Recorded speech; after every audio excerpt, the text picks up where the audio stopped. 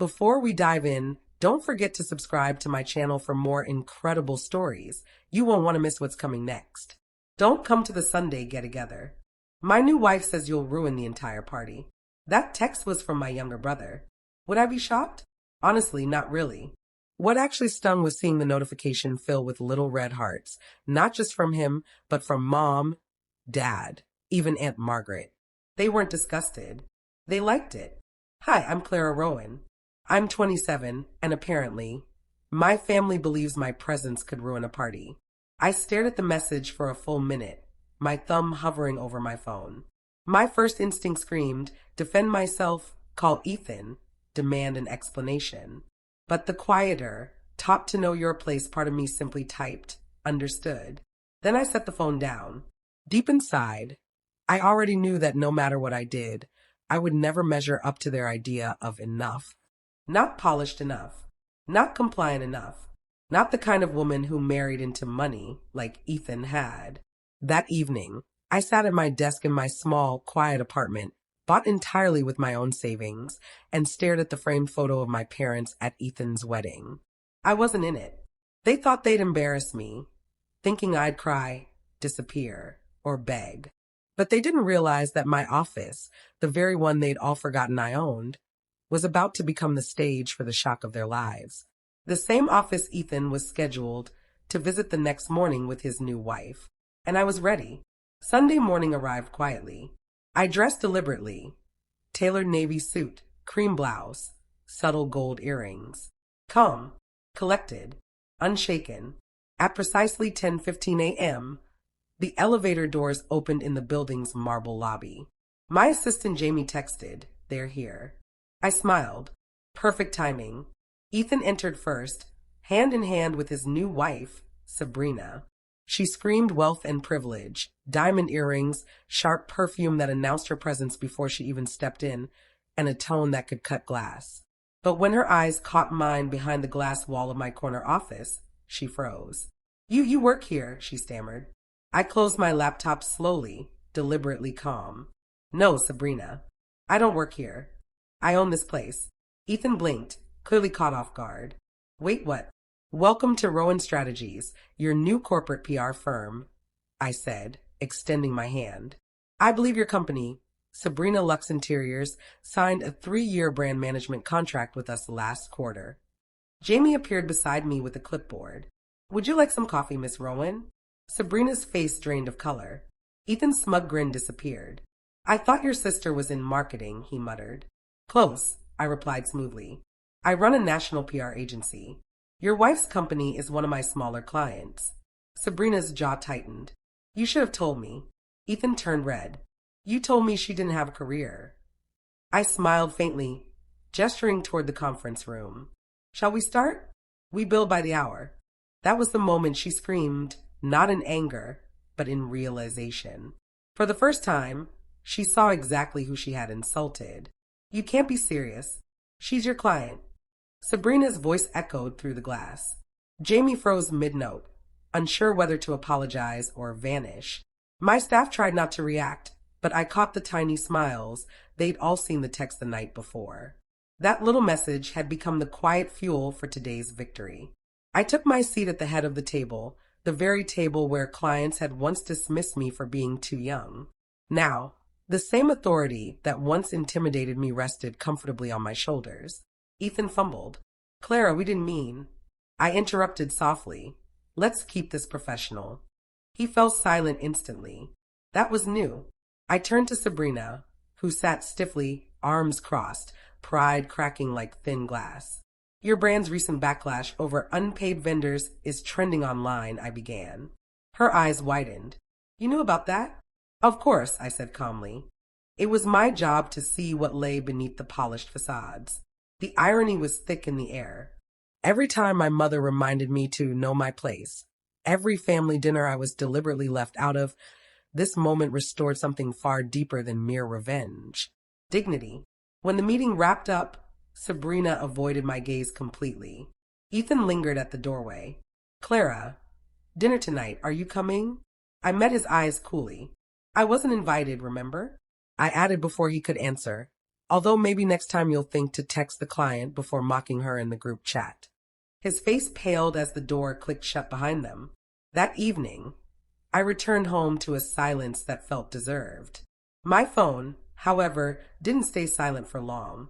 Missed calls from Ethan, a couple of half-hearted, "Hey sis," texts, and one long message from Mom. "Your brother says there's been a misunderstanding. You know how his wife is emotional, not malicious. Please come to dinner tonight. It's family." Family? The same word they'd thrown around when excluding me. The word they used when laughing at me. Still, curiosity got the better of me. I decided to go, not to reconcile, but to witness how quickly people rewrite history when confronted with your success. At exactly 7:45, I arrived at my parents' house, the very place where I had once been told, "You'll never succeed if you keep being stubborn." Sabrina opened the door, her smile far too wide to be genuine. "Clara, so glad you could make it," she said, her voice quivering just slightly. I could practically hear the panic. She hadn't dared speak aloud. "We need her now." Dinner was tense from the very first bite. Dad tried to appear casual. "So business is good, huh?" "Busy," I replied, cutting my steak deliberately slow. "Your son's company's campaign goes live next week," I continued, watching Sabrina nearly choke on her wine. "Wait, what?" she spluttered. I looked at Ethan. "You didn't tell her? My firm is handling the PR for your construction merger. One of our biggest accounts." The silence that followed was exquisite. Mom forced a laugh. "Well, I always knew you'd do great things, sweetheart." "Did you?" I asked softly, because I remember being told I'd never make it out of marketing school. No one spoke after that. The same family that had once mocked me now sat frozen at my table, or rather, my table now, since they were indirectly reliant on me, and it was just beginning to dawn on them. The next morning, I was back in my office early, focused, centered, finally in control. Jamie walked in holding an envelope. "This came by courier. From your parents." I opened it slowly. Inside was a formal request. My father asking me to delay the merger announcement because Ethan's investors had concerns. The note ended with, "Do it for the family. You owe us that much." "Owe them." I stared at the paper, hands trembling, not with anger, but with a familiar ache. The one from years of being belittled, dismissed, and replaced by more suitable children. Jamie spoke cautiously. "Do you want me to forward this to legal?" I nodded and set the press meeting for Thursday. We'd announce as planned. When Ethan stormed into my office an hour later, his usual charm was gone. "Are you insane? I asked you to help me." "No, Ethan," I said, calm. "You demanded it," he scoffed. "You think running a company makes you powerful? We're family, Clara. That should mean something." I held his gaze with the steady calm only pain can teach. It used to mean something, before he decided his wife's comfort mattered more than his sister's dignity. He froze.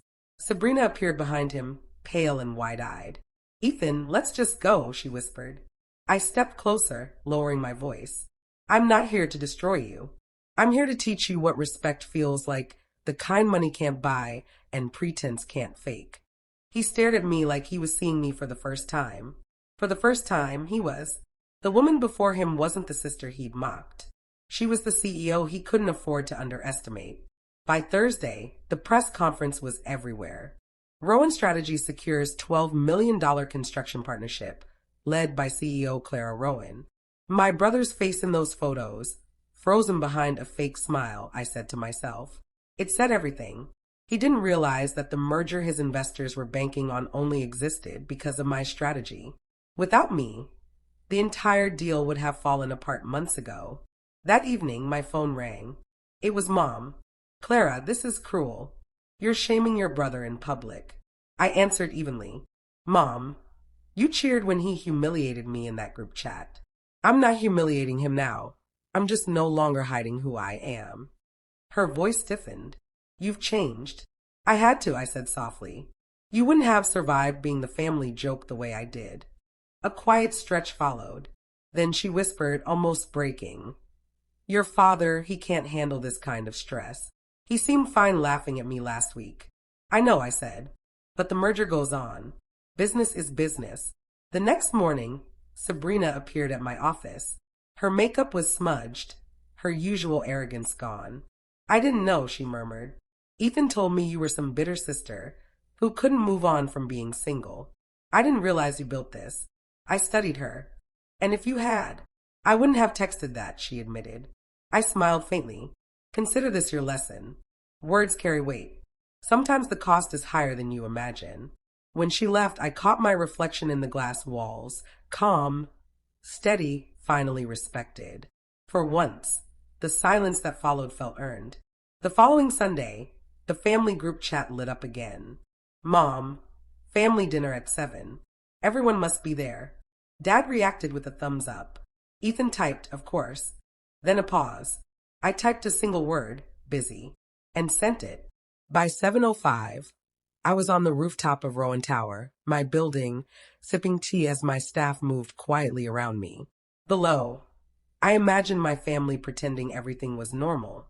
At 7:48, Jamie appeared, smirking. You'll want to see this. She handed me her tablet. A live post from a local journalist. Breaking. Rowan Strategies CEO named Businesswoman of the Year by Denver Business Council. The photo showed me, composed and confident, standing in front of the company they all once dismissed as a tiny marketing gig. My phone buzzed immediately. Dad, we're proud of you. Mom, you should have told us, sweetheart. Ethan, you made us look bad. I read their messages, recognizing the same pattern. Pride, only when my success boosted their image. Jamie raised an eyebrow. You going to reply? I smiled and set the phone down. No, let them sit in it. Power wasn't in shouting, it was in silence, in knowing they finally understood what that silence meant. That night, I looked out at the city lights, my city, my name glowing on a skyline they once said I'd never touch. For the first time, I didn't seek their approval. I already had something greater, peace. A month later, I stood at a charity gala, speaking about entrepreneurship and resilience. Cameras flashed, applause filled the room, and near the back, 3 familiar faces, my parents and Ethan. They seemed smaller now, not in size, but in presence. The people who once made me feel invisible were now shifting uneasily under my success. After the event, my mother approached first. Clara, your speech was beautiful, she said softly. We were wrong about so much. My father nodded stiffly. You've done well for yourself. I smiled politely. Thank you. I followed what you taught me. I learned to rely on no one but myself. Ethan was last, hands stuffed in pockets. Sabrina wants to apologize. She regrets what she said. I know, I said gently. That's why I didn't ruin her company when I could have. He blinked. You mean? I leaned in slightly.